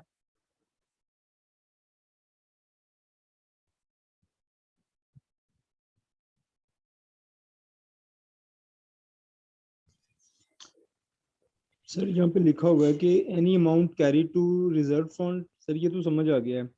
सर आगे लिखा है और capitalised in any way is not admissible. Sir capitalised in any वे का सर क्या मतलब हुआ? कैपिटलाइज का भी मतलब यही है ना कि अगर आप किसी की, आप रिजर्व फंड नाम नहीं दे रहे हो उसको, आप उसको कैपिटलाइज कर रहे हो, कैपिटलाइज का मतलब वो नहीं है कि आप जो समझ रहे हैं, नॉन करंट एसेट वाला कैपिटलाइज नहीं है ये। जी आप सर। ये है कि उसको आप उसमें रख लो, जो मेरा कैपिटल पेड वो होता है, ओनर्स इक्विटी वाला पोर्शन होता है, आप उसके अंदर किसी भी नाम से उसको कोई रिजर्व फंड बना रहे हो या उसको इक्विटी सेक्शन के अंदर रख रहे हो, अनडिस्ट्रीब्यूटेड पोर्शन ऑफ प्रॉफिट, किसी भी नाम से, जी सर। यहाँ पे कैपिटलाइज का मतलब ये है। ठीक हो गया सर।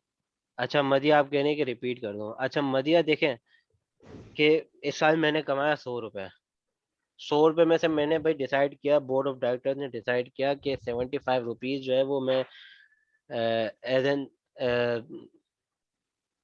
एज एन सेविंग जो है वो मेरा मैं उसको रिजर्व फंड में रखता हूँ, कि कल को मैं हमेशा बुरे टाइम के लिए सेविंग कर रहा होता हूँ ना।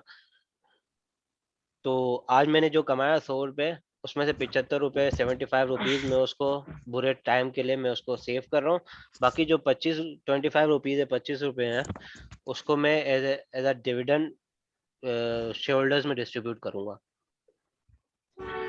तो डिविडेंड एक्सपेंस तो मेरा क्लेम हो जाएगा एज एन एक्सपेंस।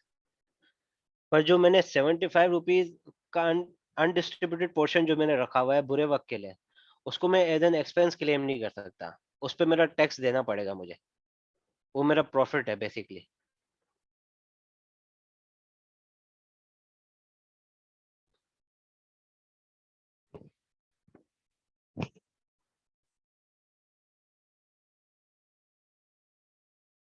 ठीक हो गया, समझ आ गया मदिया?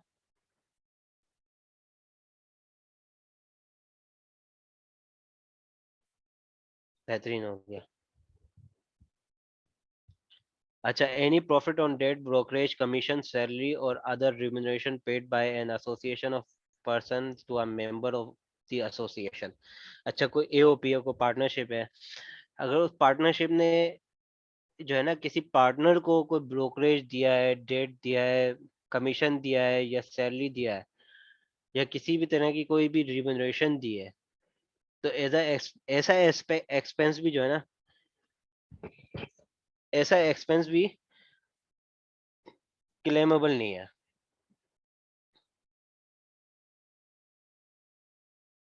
क्योंकि ये इसको मैं बोलता हूँ कि मेरा डिस्ट्रीब्यूशन ऑफ प्रॉफिट है इन दी पार्टनरशिप। अब ये प्रॉफिट ऑन डेट का मतलब क्या है? इंटरेस्ट।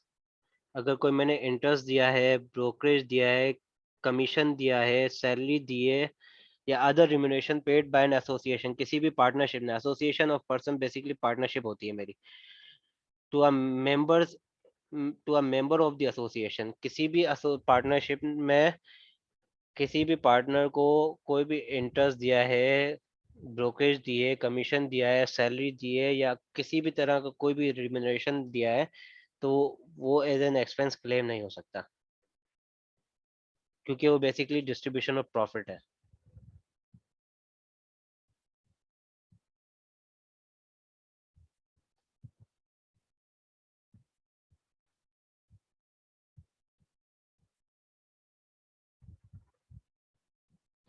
समझ आ गया सबको ये वाला सबसेक्शन भी?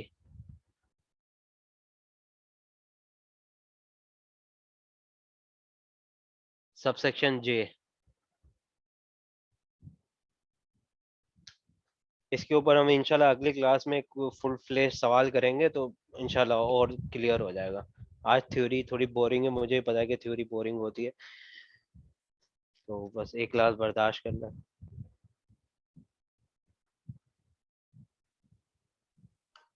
Sir paper point of view से सर हम इस सारी थ्योरी को याद करेंगे कि sir just numerical point of view से हमने जो डिडक्शंस वगैरह करनी है, जो एडमिसिबल हैं और जो नॉन एडमिसिबल्स हैं, सर बस उनके लिए थोड़ा सा माइंड में रखना है।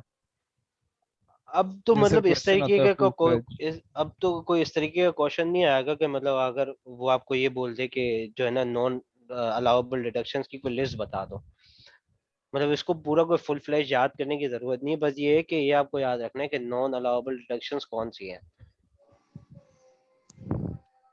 Okay sir.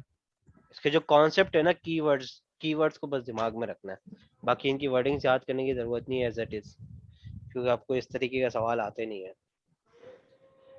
तो अब WH क्वेश्चन आते नहीं है ना, अब मतलब वो ट्रेंड नहीं रहा कि WH क्वेश्चन आए।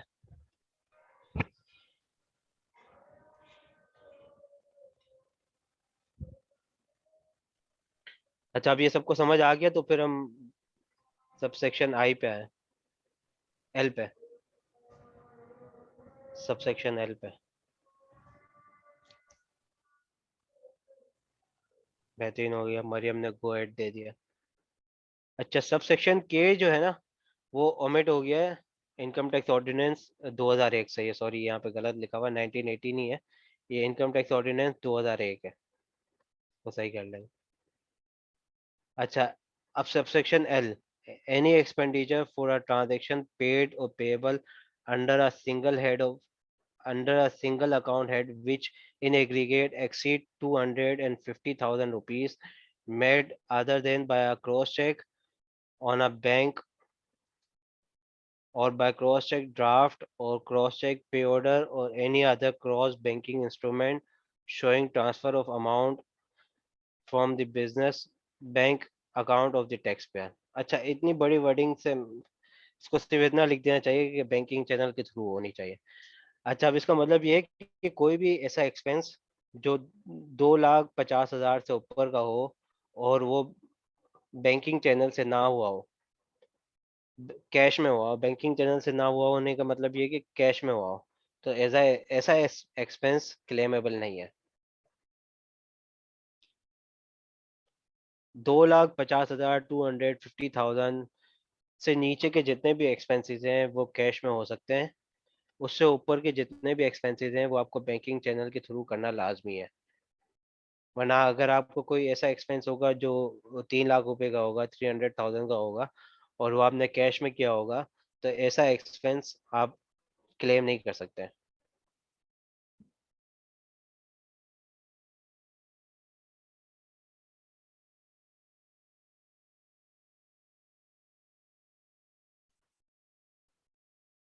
ठीक हो गया, अब इसका प्रोवाइजो पढ़ लें। अब अगर कभी सब सेक्शन के नीचे प्रोवाइडेड लिखा हो ना, तो उसको हम हमेशा प्रोवाइजो बोलते हैं। ये प्रोवाइजो है। प्रोवाइजो हमें क्या बताता है, ये हमें इसकी एक्सप्लेनेशन देता है, या प्रोवाइडेड प्रोवाइजो एक्सेप्शन भी दे रहा होता है समटाइम्स सब सेक्शन की। तो जब भी ये प्रोवाइडेड लिखा हुआ है ना, तो उसको हम पढ़ते हैं first proviso of sub section L of section 21। ये लॉ को पढ़ने के कुछ तरीके हैं। तो अब हम देखते हैं, provided that online transfer of payment from the business account of the taxpayer to the business account of payee as well as payment through credit card shall be treated as transaction through the banking channel subject to the such transaction are verifiable from the bank of the respective payer and the pay। अच्छा, कोई expenditure not exceeding 25,000 rupees।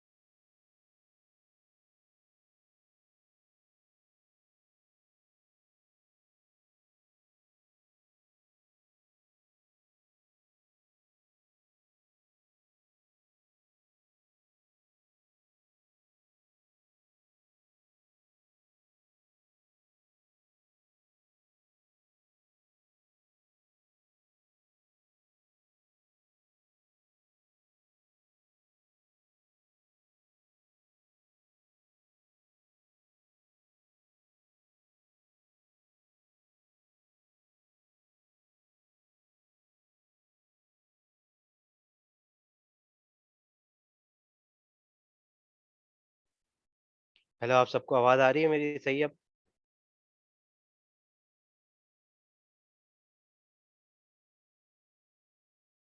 Ali गौर, आप मेरे ख्याल से host बन गए, तो आप मुझे होस्टिंग दे दें तो मैं दोबारा से स्क्रीन शेयर कर सकूं।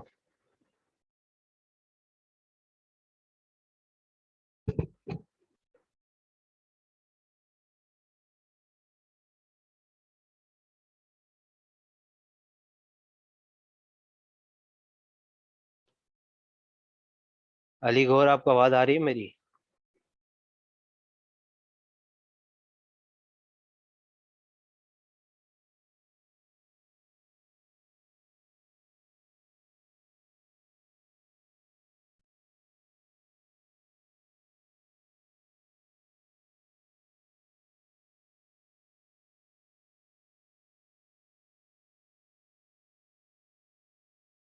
देखो देखो, बस ये क्लास में एंड करते हैं, सेक्शन 21 को क्लोज करके ना, फिर नमाज पढ़ते हैं इंशाल्लाह।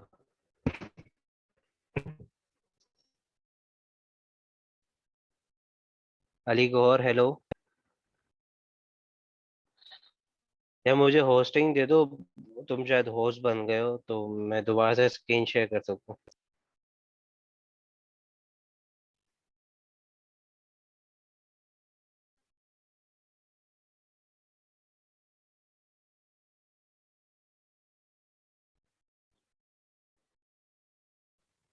हेलो जी अली गौर।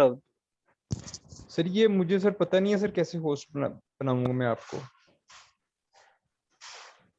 अच्छा, पार्टिसिपेंट्स में जाए, सर एक मिनट।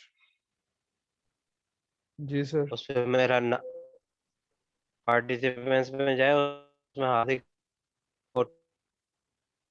आ यस। रहा होगा, उसमें मोर में देखें।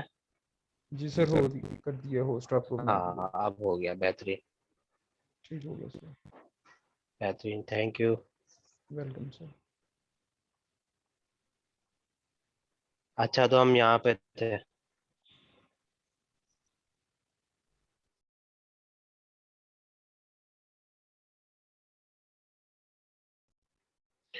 अच्छा, तो हम यहाँ पे थे, provide further that this clause shall not apply in the case of expenditure not exceeding 25,000 rupees, expenditure on account of utility bills, freight charges, travel fare, postage, payment of taxes, duties, fee, obligation।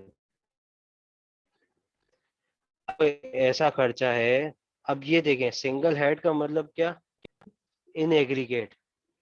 In aggregate कि अगर मैं बोलूं कि भाई entertainment expense है, अब entertainment expense अगर aggregate basis पे मैं देखूंगा कि टोटल टोटल जो है ना, वो मेरा 2.5 लाख से ऊपर का नहीं बनना चाहिए। अगर मैं उसके पीसेस दे, रिफ्रेशमेंट एक्सपेंस लिया है, सर्विसेज लिए हैं, या 4 बंदों से एंटरटेनमेंट एक्सपेंस की जो है ना, सर्विसेज लिए हैं, सपोज करो XYZ बंदे। अब उन सिंगल बंदे को भी हम देखेंगे कि उन सिंगल लोगों को, सपोज करो मिस्टर एक्स है, मिस्टर एक्स को हमने जो है ना, 25 रुपीज 25,000 से ज्यादा की कोई ट्रांजेक्शन ना किया।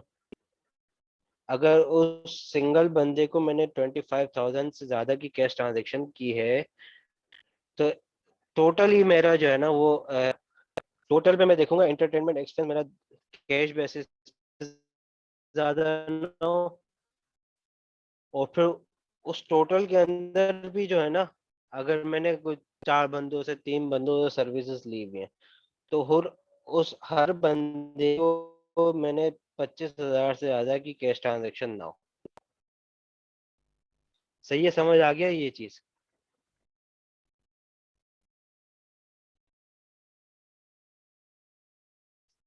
सबको समझ आ गई ये चीज? अजान हो रही है, तो अजान के बाद क्लास शुरू कर।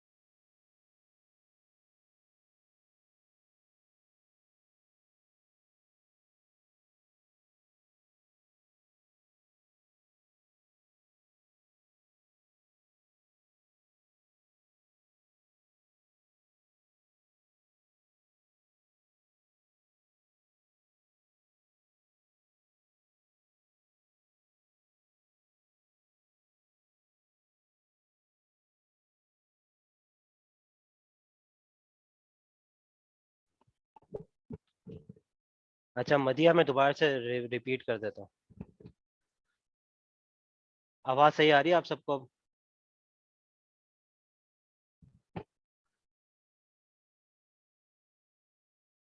बस बेहतरीन। अच्छा मदिया देखिए, एक तो है मेरा head of expense. Head of expense ये है मेरा कि मेरा एंटरटेनमेंट एक्सपेंस टोटल पे, जो मेरा एंटरटेनमेंट एक्सपेंस है टोटल पे, वो 250,000 से ऊपर कैश पे नहीं जाना चाहिए। अगर मैंने कोई 3 लाख रुपए का खर्चा किया है कैश पे, तो वो मेरा अलाउबल डिडक्शन नहीं है। अच्छा, अब उसके अंदर भी सब डिवीजन है कि अगर सपोज करें मैंने एंटरटेनमेंट एक्सपेंस किया है, वो सपोज 4 बंदों से, कि मैंने 4 जगह से रिफ्रेशमेंट एक्सपेंस किया है, तो अगर 4 जगह से रिफ्रेशमेंट एक्सपेंस किया है मैंने, और वो 25,000 से ऊपर कैश में है, तो ऐसा 25,000 वाला जो डिडक्शन है, तो वो मेरी अलाउबल नहीं है। सपोज करें मैंने 2.5 लाख रुपए का खर्चा किया, 3 लाख रुपया खर्चा किया, 6 लोगों से मैंने सर्विसेज ली 25,000 रुपए की, वो 25,000 रुपए की सर्विसेज ली मैंने 6 लोगों से। तो ये, अब अगर 25,000 से ऊपर मैंने कैश में दिया है ना, तो वो 25,000 रुपये मेरे अलाउबल डिडक्शन नहीं है। सपोज करें कि नेक्स्ट जो बंदा है उसको मैंने 25,000 से ऊपर जितना भी खर्चा किया उसको मैंने थ्रू बैंकिंग चैनल दिया है, तो वो वाला जो खर्चा है वो मेरा अलाउबल डिडक्शन में आएगा। और जो मेरा 25,000 रुपये वाला कैश एक्सपेंस है वो मेरा अलाउबल डिडक्शन में नहीं आएगा। और अगर एग्रीगेट बेसिस पे देखूं, तो वो एग्रीगेट बेसिस पे 250,000 से ऊपर कैश में नहीं होना चाहिए। तो 2 कंडीशन है इसमें, कि वो, मैं सिंगल बेसिस पे देखूं तो 25,000 से ऊपर ना हो कैश बेसिस पे, और एग्रीगेट बेसिस पे देखूं तो वो 2.5 लाख से ऊपर ना हो। बेसिकली 250,000, 2.5 लाख से ऊपर ना हो।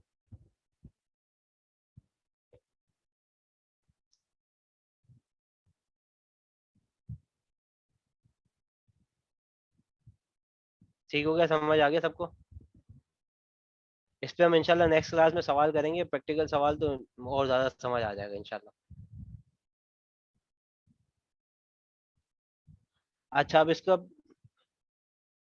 सब सेकंड प्रोवाइजो का भी जो वो है, बी है, पार्ट बी, उसके अंदर लिखा हुआ है expenditure on account of utility bills. अगर कोई यूटिलिटी बिल्स मैंने कैश में पे किया है, वो चाहे उसके रिगार्डलेस ऑफ देयर अमाउंट, वो कैश में पे किया है, कोई, या कोई फ्रेट चार्जेस पे किए कैश में, या कोई ट्रेवल फेयर पे किया है, या कोई पोस्टेज का जो स्टैम्प ड्यूटीज वगैरह होती है वो मैंने पे किए, या पेमेंट ऑफ टैक्सेस ड्यूटीज वगैरह कैश में पे किए हैं, तो वो उसके अंदर नहीं आएंगी ये सारी चीजें। अच्छा, अब इसका subsection M, any salary paid or payable exceeding 25,000 rupees per month other than a cross check or direct transfer of funds to the employee's bank account। अच्छा, अगर कोई मैं सैलरी दे रहा हूँ किसी को और वो कैश में 25,000 से ऊपर, तो वो एज ए सैलरी एक्सपेंस मैं उसको क्लेम नहीं कर सकता। 25,000 से ऊपर जितनी भी मेरी सारे एम्प्लॉयज होंगे उनको मुझे थ्रू बैंकिंग चैनल ही देने हैं, या मैं उनको डायरेक्ट ट्रांसफर करूंगा या क्रॉस चेक दूंगा, उनको मैं कैश नहीं दे सकता। ठीक हो गया? अच्छा, except as provided in division 3 of this part, any expenditure paid or payable of a capital nature। अच्छा, अब ये डिवीजन 3 क्या है? अब डिवीजन 3 वही है जो सेक्शन 22, 23, 24, 25 हमने देखे हैं ना, कि डेप्रिसिएशन हो गया, इनिशियल अलाउंस हो गया, प्री कमिटमेंट एक्सपेंडिचर हो गया। अगर इनके अलावा कोई एक्सपेंस है तो वो एज एन अलाउएबल एक्सपेंस नहीं है। किसी भी तरह का कैपिटल नेचर का कोई भी एक्सपेंस है उन 4 सेक्शंस के अलावा जो डिवीजन 3 के अंदर हम इनकम टैक्स ऑर्डिनेंस में है। अब ये डिवीजन 3 हम देख भी लेते हैं, ताकि आप लोग को भी जो है ना वो आइडिया होता रहे कि क्या बातें चल रही हैं।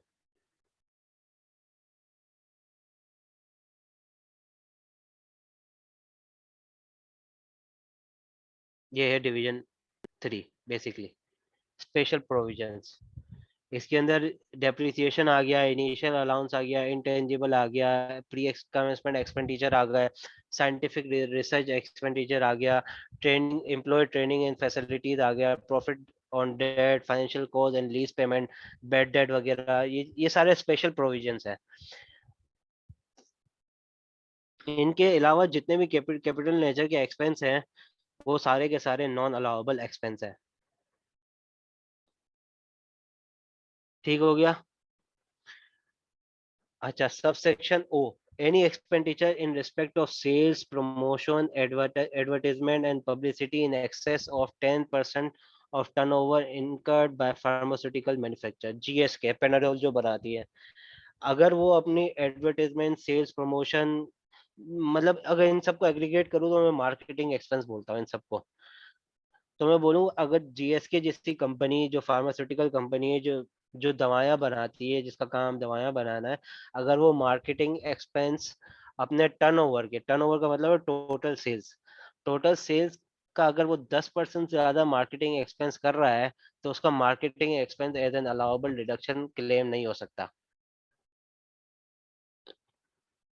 अच्छा, इन एक्सेस है ये, इन एक्सेस 10%, अगर सपोज करोगे उसका मार्केटिंग एक्सपेंस जो है ना वो 12% बन रहा है टर्नओवर का, जो 10% तक जो है ना वो क्लेम कर सकते हैं, बाकी जो 2% है वो क्लेम नहीं होगा। अब यहाँ पे ये in excess of 10% of turnover इनकट है ना, इन एक्सेस, तो जो 10% से ज्यादा का होगा ना टर्नओवर, 10% से ज्यादा का एक्सपेंस होगा, तो वो क्लेम नहीं कर सकता। 10% तक क्लेम कर सकते हैं, या लिमिट लगा दी है लॉ ने। जिसको हाईलाइट भी करना है, ये मेन पॉइंट है, इन एक्सेस ऑफ 10% ऑफ टर्नओवर।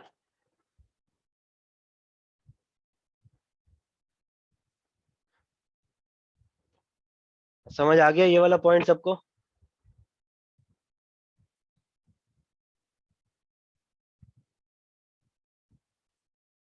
इस पॉइंट में कोई मसला है तो पूछ लें।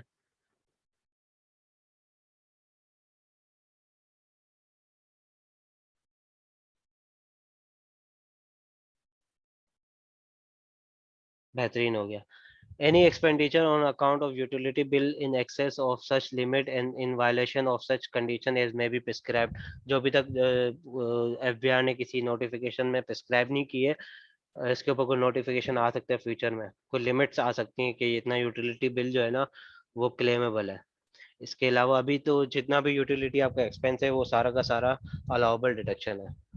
Any expenditure attributable to sales made to the person required to be registered under but not registered under the Sale Tax Act 1990 by an industrial undertaking computed according to the following formula। अच्छा, अब इसको हम next class में देखेंगे, ये थोड़ा सा मुझे इलस्ट्रेशन के साथ समझाना पड़ेगा।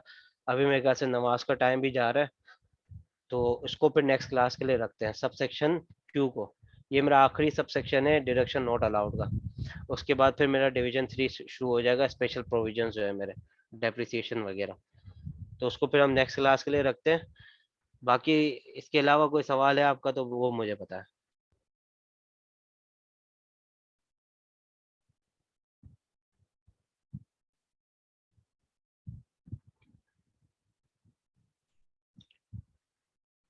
इट मीन्स 10% और लेस देन 10% इज एडमिसिबल। हाँ बिल्कुल अली गौर, बिल्कुल। इक्वल टू 10% और लेस देन 10% इज एडमिसिबल।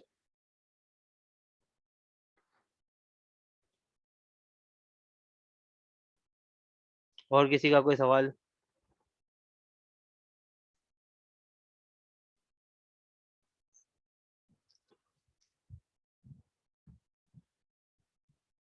अच्छा, कोशिश कीजिएगा कि अगली क्लास में ये सारे पॉइंट को रिवाइज करके आइएगा, ताकि हम जब इसके ऊपर क्वेश्चन कर रहे हो तो उस वक्त ज्यादा मसला ना हो।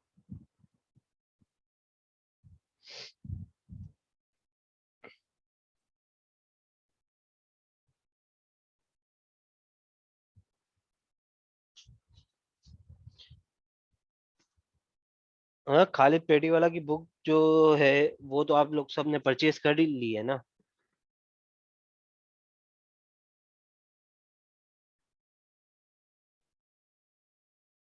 बेहतरीन हो गया,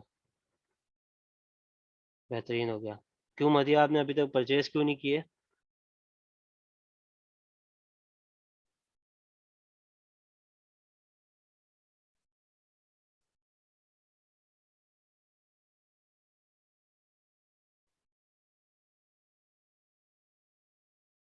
बाकी आई कैप का स्टडी टेक्स्ट जो है वो आप लोग को ऑनलाइन मिल जाएगा आई कैप की वेबसाइट से ही, तो आप वो वहाँ से डाउनलोड कर लें, क्वेश्चन बैंक भी डाउनलोड कर लें। I have no idea. आप कराची से है ना मदिया? आप किस सिटी से हैं?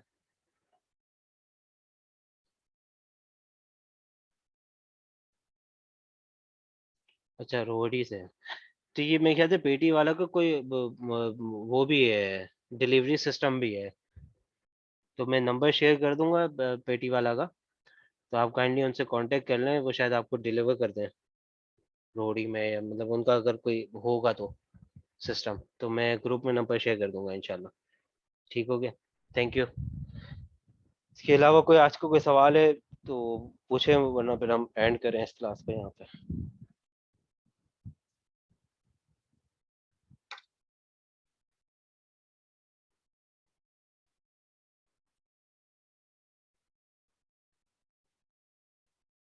चाहे बस एंड करते हैं इंशाल्लाह, फिर अब नेक्स्ट क्लास में मुलाकात होगी। थैंक यू सो मच, अल्लाह हाफिज़।